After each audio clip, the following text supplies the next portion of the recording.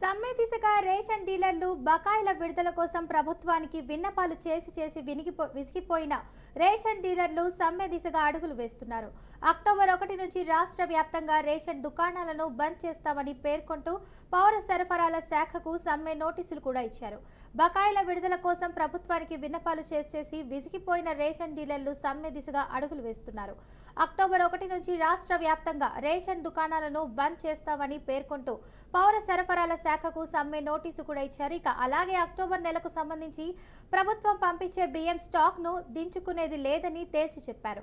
ఈ ఏడాది ఏప్రిల్ నుంచి సెప్టెంబర్ వరకు 6 నెలలు బకాయిల 100 కోట్ల రూపాయల వరకు చెల్లించాల్సి ఉంది.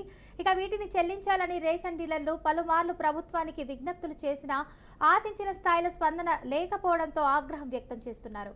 ఇక ప్రతి నెల సొంత ఖర్చులతో బియ్యం పంపిణీ చేయాల్సి వస్తుందని, తమకు రావాల్సిన కమిషన్ రాకపోవడంతో అద్దె కూలీలు, హమాలీ, ఇతర ఖర్చుల కోసం ఇబ్బంది ఉందని వాపోతున్నారు.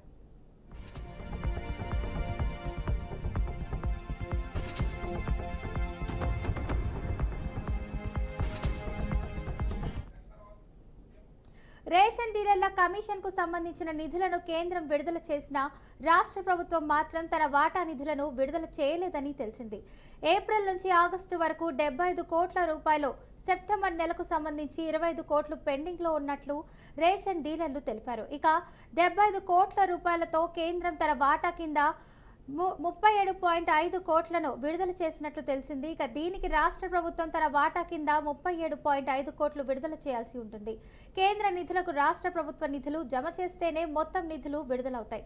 కానీ రాష్ట్ర ప్రభుత్వం తన వాటా ఇవ్వకపోవడంతో మొత్తం పెండింగ్ లో పడినట్లు తెలుస్తుంది.